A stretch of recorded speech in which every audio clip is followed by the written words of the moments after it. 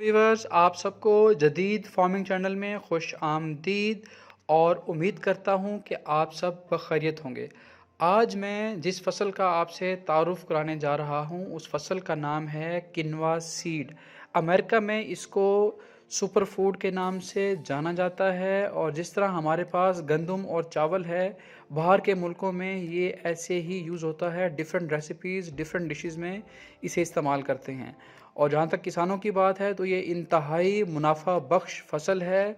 इसको अगर हम कंपेयर करें बाकी जितनी फसलों से तो इसकी आमदन बहुत ही अच्छी हो सकती है।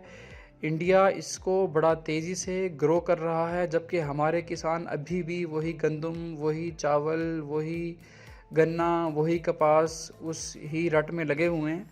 तो ये एक बहुत बड़ी अपॉर्चुनिटी है, एक बहुत बड़ा वाइट स्पेस है, इसको हम यूज़ कर सकते हैं।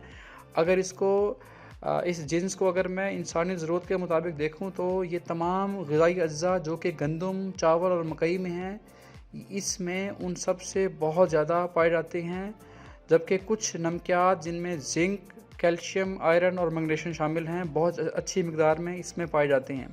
जबकि प्रोटीन की भी काफ़ी अच्छी क्वालिटी इसमें पाई जाती है, जो कि चावल से 3 गुना और गंदम से तकरीबन 2.5 गुना ज़्यादा इसमें पाई जाती है। अब आपको इसका प्रॉपर मैं अगर तारुफ़ कराऊँ तो अगर इन डिटेल में देखें तो इस पे जो रिसर्च की है हमारे फैसलाबाद ज़री यूनिवर्सिटी ने, उस पे डॉक्टर शहजाद बशरा साहब हैं और साथ चौधरी बशारत अली साहब हैं। इन्होंने मुरतब काफ़ी डिटेल किनवा पे की है। मैं अब आपको उसकी मज़ीद डिटेल बताता हूँ। तो अब तकरीबन देखें तो दुनिया में 10 लाख से ज़्यादा फूलदार पौधे हैं, जिनमें से 2.5 लाख से ज़्यादा पौधों पर साइंसदानों ने तहकीक की है। उनमें से कम से कम 50,000 पौधे ऐसे हैं जिनसे इंसानों और जानवरों के लिए खुराक हासिल की जा सकती है। इंसानी शवाहिद में इंसानी तारीख़ में जो शवाहिद मिलते हैं उसके मुताबिक 3,000 पौधों को इंसानी खुराक के लिए इस्तेमाल किया गया है। मगर हैरत अंगेज़ बात यह है कि दुनिया की 75% खुराक सिर्फ 11 पौधों से हासिल की जाती है, जिनमें गंदम, चावल, मकई, जौ, बाजरा, ज्वार, आलू, शक्करकंदी, पाम, कमाद, सोयाबीन वगैरह शामिल हैं। हैरत अंगेज़ तौर पर दुनिया की कुल आबादी अपने 60% से ज़्यादा कैलोरीज़ जो हरारे हैं वो सिर्फ 3 फसलों यानी गंदम, चावल और मकई से हासिल करती है।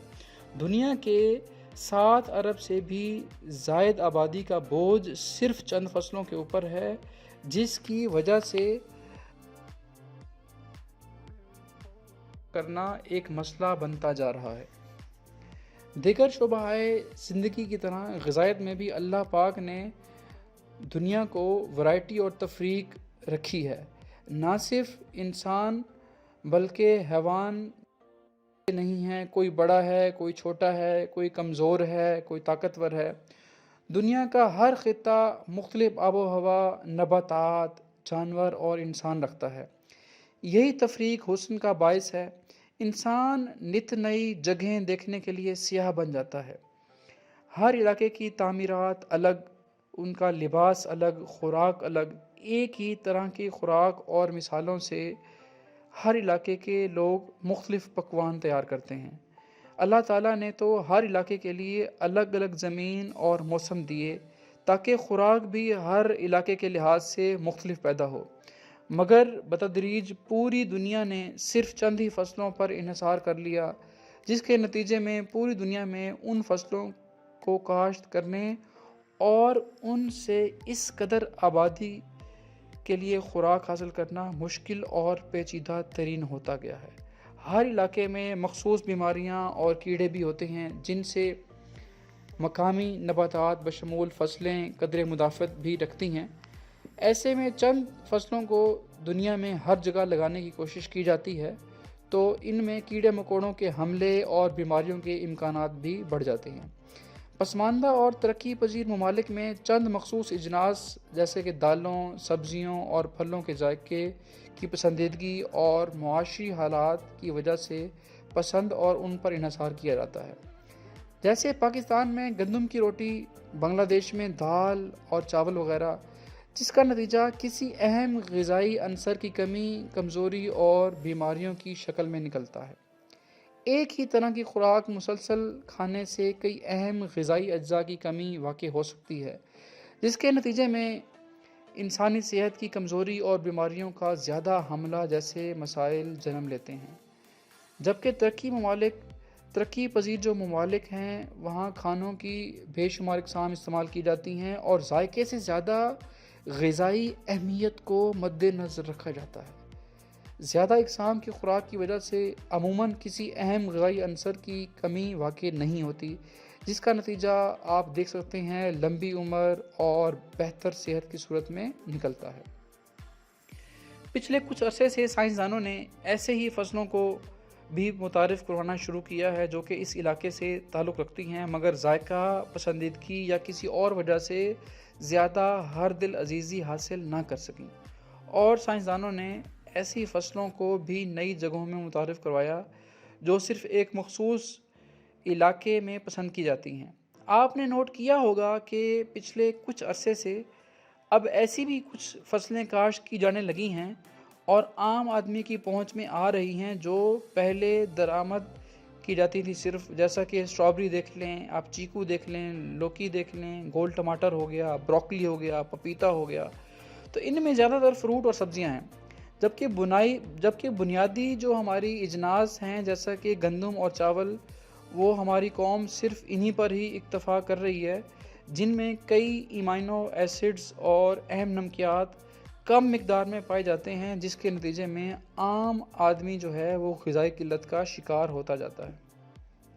ज़री यूनिवर्सिटी फैसलाबाद में तकरीबन 7 से 8 साल पहले साइंसदानों ने मुतबादिल फसलों का काम करना शुरू किया, और हमारे पड़ोस में इंडिया भी बड़ा तेज़ी से उस पर काम कर रहा है। इंडिया में अगर देखें तो किन्वा की फ़सल बड़ी तेज़ी से लग रही है, लोग उसे इस्तेमाल कर रहे हैं, जिसका मकसद ऐसी फ़सलों को मुतारिफ़ करवाना था जो ग़िज़ाई और तिब्बी लिहाज से बहुत आला हों और मकामी आबादी के लिए बेहतर खुराक मुहैया करने में मुआवन साबित हों। इस ज़मन में इस पौधे का नाम जो मैं आपको बता रहा हूँ उसे किन्वा बुनियादी जिन्स के तौर पर मुतारिफ़ करवा दी गई है। ये फ़सल रबी में उगाई जाती है। कम पानी, कमज़ोर ज़मीनों, कलर उठी या बेपनाह मौसमी सख्तियों, कीड़े मकोड़ों और बीमारियों के ख़िलाफ़ क़ुव्वत मुदाफ़त रखने की वजह से दुनिया भर में ये तवज्जो का मरकज़ बन रही है। इस फसल के बीज को चावल की तरह खाने में इस्तेमाल किया जाता है। इस जिन्स में इंसानी ज़रूरत के तमाम अहम ग़िज़ाई अज्जा, जैसा कि मैंने पहले ज़िक्र किया, गंदम, चावल और मकई से ज़्यादा पाए जाते हैं। जबकि कुछ नमकियात जिनमें जिंक, कैल्शियम, आयरन और मैग्नीशियम शामिल हैं, बहुत अच्छी मिकदार में पाए जाते हैं। जबकि प्रोटीन की क्वालिटी बहुत अच्छी और चावल से 3 गुना और गंदम से 1.5 गुना ज़्यादा पाई जाती है। जबकि कई बीमारियों के ख़िलाफ़ ये कुदरती इलाज भी है। दुनिया की एक बड़ी आबादी, जो कि आप देखते हैं व्यूअर्स, ब्लड प्रेशर का शिकार है, जिसकी मेन वजह सोडियम है। तो इसमें खूबसूरती इस किन्वा में ये है कि ये जिन्स जो है वो सोडियम से पाक है, जिसकी वजह से हाई ब्लड प्रेशर के लिए ये एक बहुत ही आइडियल खुराक है। दुनिया के 10 से 15% लोग जो हैं वो पेट की बीमारी में मुब्तला हैं, जो कि एक प्रोटीन ग्लूटन की वजह से होती है, जो गंदम और जौ में पाई जाती है। जबकि दुनिया की पढ़ी लिखी आबादी IBS उसे कहते हैं, इरिटेबल बाउल सिंड्रोम में मुब्तला है, जिसमें पेट अक्सर ख़राब रहता है। ये इसका भी कुदरती इलाज है, क्योंकि ये ग्लूटन से पाक है, ये ग्लूटन फ्री है। इसके बीजों के अंदर कोलेस्ट्रॉल कम करने वाला तेल भी मौजूद है। इन खूबियों की वजह से इसको दुनिया में सुपर फूड का दर्जा दिया जा चुका है, और नासा ने भी आइंदा से खला में जाने वाले साइंसदानों को इस खुराक को ले जाने के लिए मौजूद करार दिया है। इसको वैसे उर्दू में किन्वाह बोलते हैं। इसका जो मस्कन है नाज़रीन, वो लातीनी अमेरिका है। लातीनी अमेरिका में इसकी एवरेज जो फसल है वो तकरीबन 50 से 60 मन भी पैदा की जा सकती है, और दुनिया में तकरीबन इसको एवरेज जो है वो 20 से 25 मन के तौर पे भी इसे एवरेज इसकी फसल जो है वो ली जा सकती है। हमारे साइंसदानों ने इस बीज से इंतहाई लजीज मकामी पकवान भी बड़ी कामयाबी से तैयार किए हैं, जिनमें दलिया, पुलाव, बिरयानी, खीर, केक और सलाद वगैरह शामिल हैं। इसके अलावा हर किस्म के गोश्त में बतौर दाल इस्तेमाल किया जा सकता है। इसके आटे से रोटी भी बनती है। लातीनी अमेरिका में तो इसकी डबल रोटी, बेकरी का सामान, जूस, पास्ता समेत बेशुमार डिशें इससे बनती हैं। किनवा के बीज के ऊपर एक साबुन नुमा केमिकल की तह होती है जो उसे कीड़े के हमलों से महफूज रखती है, लेकिन इंसानी मैदा इसे हज़म नहीं कर सकता, तो लिहाजा इसके पकाने से पहले किनवा को पानी की तेज़ धार के नीचे अच्छी तरह मिलकर धोना ज़रूरी है, जबकि पकाते हुए उबाल कर पहला पानी भी ज़ाय कर दें। इसी उबले हुए किनवा को हर किस्म की खुराक मसलन सलाद और सब्जियों में शामिल किया जा सकता है। ये चावल की तरह पकाया जाता है। तो अब आते हैं इसकी ज़मीन की तैयारी कैसे होगी, इसमें क्या मसले मसाइल क्या हैं। ये अगर देखें तो इस स्लाइड पे आपने देखा होगा कि इसमें किनवा प्लांट का जो लाइफ साइकिल है, सबसे पहले सीड उगता है, फिर इसका ग्रो होते होते एक तनावर बनता है। तो इसके जो अगर किनवा के प्लांट्स में देखें, अगर इसके जो पार्ट्स देखें तो सबसे पहले जो है इसकी रूट्स हैं, उसके बाद इसका स्टेम है, फिर उसके ग्रीन लीफ हैं, फिर आगे जो है इसका फ्रूट है, इसका उसका पेनिकल विद फ्लावर्स है, और फिर आगे इसका फर्दर फिर इसका ये सीड होता है। तो ये इसका लाइफ साइकिल है। सो अब आते हैं कि ये कहाँ कहाँ लग सकता है, इसके क्या मसले मसाइल हो सकते हैं। सबसे पहले ये है कि ये कहाँ कहाँ लग सकता है। तो इसमें ज़मीन की जो तैयारी है उसमें सबसे पहले मैं आपको बताता चलूँ कि ये जो है ये जो है रेतली मेरा और कलर उठी ज़मीनों में इसे काश्त आराम से किया जा सकता है। सर्द इलाकों की नामियाती मादा से भरपूर ज़मीन किनवा की पैदावार के लिए इंतहाई मौजू है। कम नामियाती मादा वाली चिकनी ज़मीन जिसमें पानी खड़ा हो रहता हो और काली कलर उठी ज़मीनों पर हरगिज़ काश्त इसे ना करें।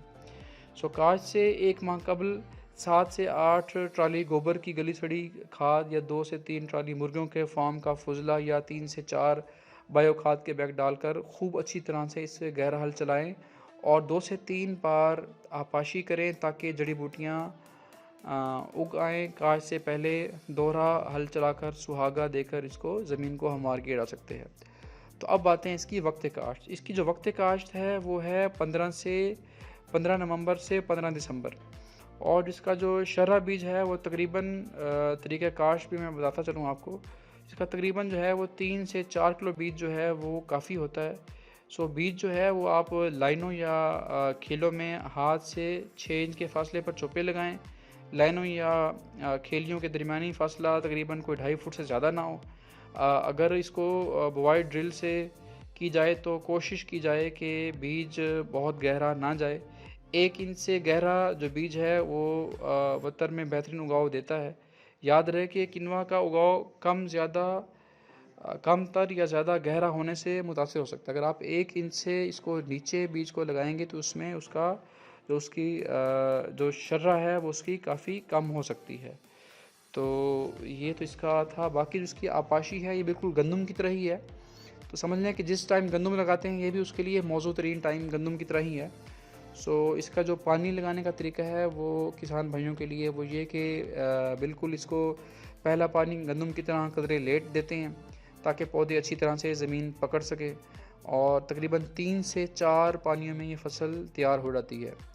सो इसकी जड़ी बूटियाँ जो है उसको तल्फ़ी करनी पड़ेगी, क्योंकि उसकी वजह ये है कि किनवा जो है वो बाथू और करंट के ख़ानदान से ताल्लुक़ रखता है। इसलिए इस पर कोई भी जड़ी बूटी मार दवा इस पर असर नहीं करेगी जो किनवा के अलावा बाकी जड़ी बूटियों को तलफ़ कर सके। इसलिए इसको रिकमेंड ये करते हैं कि 2 से 3 बार गोडी से इससे जड़ी बूटियों का ख़ात्मा ज़रूरी है। गोडी ना सिर्फ जड़ी बूटियों के ख़ात्मे के लिए ज़रूरी है इस फसल के लिए, बल्कि फसल को बढ़ोतरी के लिए भी ये मुआविन साबित हो सकती है। सो अब आते हैं इसकी हार्वेस्टिंग में। तो इसकी जो हार्वेस्टिंग है वो अप्रैल में जो ये पौधा है तकरीबन 4 से 5 फुट तक इसका कद हो जाता है और 1 से 2 दफ़ा ये रंग बदलता है। जब इसके 60 से 70% पौधों के पत्ते भूरे और बीज नाखून से ना टूटें तो पौधे काट कर छोटे गट्ठों की सूरत में ज़मीन पर खड़ा करें। किनवा को मुकम्मल खुश्क होने पर गंदम वाली थ्रेशर जो कि बरसीम या गवारा वगैरह की गुहाई के लिए की जाती है, इस्तेमाल से बीज निकाले जा सकते हैं। किनवा के बीज बारीक होने की वजह से गुहाई के दौरान थ्रेशर में बारीक छानने का इस्तेमाल भी किया जा सकता है। अब अगर आपने इस बीज को महफूज रखना हो अगले साल के लिए, तो उसमें आपको करना ये होगा कि बर्दाश्त के फ़ौरन बाद जितना बीज दोबारा काश्त के लिए आपने महफूज करना हो, उसमें नमी जो है वो 9% से कम होनी चाहिए। बीज को अच्छी तरह साफ़ करके सुपर बैग में महफूज करके हवादार जगह में स्टोर कर लिया जाए। इस तरीके से बीज का उगाव अगले साल के लिए बहुत महफूज रहता है और काफ़ी बेहतर रहता है। अगर किसानों की बात करें, किसी भी नई फसल को कामयाब होने के लिए उसकी पैदावार टेक्नोलॉजी, उसका मयारी बीज की फराहमी और जो उसके मसले मसाइल हैं वो बड़े मैटर करते हैं। तो इसको अगर हम बात करें तो इसकी अब करंटली जो है इसका मैंने भी जो अगर इसका सीड लिया था तो तकरीबन मुझे 800 से 1000 रुपये किलो के हिसाब से ये आपको यहाँ अभी मिल रहा है। तो अगर सोचें अगर तकरीबन 1000 रुपये किलो भी हो तो तकरीबन ये 35 से 40 हज़ार रुपये मन जो है ये अभी आपके पाकिस्तान में ये बिक रहा है। तो अगर हम अज्यूम करें कि अगर 1 एकड़ से अगर आप इसका अगर कम अज़ कम अगर 20 मन भी आप अगर इसका लेते हैं तो ये आप ख़ुद मल्टीप्लाई कर लें, 20 मन को मल्टीप्लाई करें आप 40,000 से। तो अब क्योंकि ये नई फसल है, इसको मेन ज़्यादा मकसद इसका होगा, इसको मार्केटिंग करना बड़ा मैटर करेगा। अब ऑनलाइन जो है आप अगर देखें तो फेसबुक पे बाकी डिफरेंट जो सोशल मीडिया है, तो ऑनलाइन इसकी काफ़ी सेल परचेज़ बहुत बेहतर हो रही है। और जो काफ़ी मरीज़ जो के ग्लूटेन फ्री प्रोडक्ट्स यूज़ करते हैं उनके लिए बहुत बड़ी नेमत है। वो इतनी महंगी होती हैं, उनका आटा जो है वो खाली आटा जो है वो 4 से 5 हज़ार किलो मिलता है। तो ये एक बहुत बड़ा एक अपॉर्चुनिटी है, एक बड़ी नेमत है जो कि हम यहाँ काश्त करके ना सिर्फ अपनी मईशत को बेहतर कर सकते हैं बल्कि उन लोगों के लिए एक सदका जारिया भी है और साथ साथ एक एडिशन हो जाएगा हमारी एक ग़िज़ाई ज़रूरत को पूरा करने के लिए। गंदम चावल का एक बहुत अच्छा मुतबादिल है। मज़ीद मालूमात के लिए मेरा जो यूट्यूब चैनल है वो आप उसको सब्सक्राइब करें, लाइक करें। मैं मज़ीद इस पर फर्दर वीडियोज़ आपसे शेयर करता रहूँगा। जज़ाकल्लाह, मेहरबानी, शुक्रिया, थैंक यू।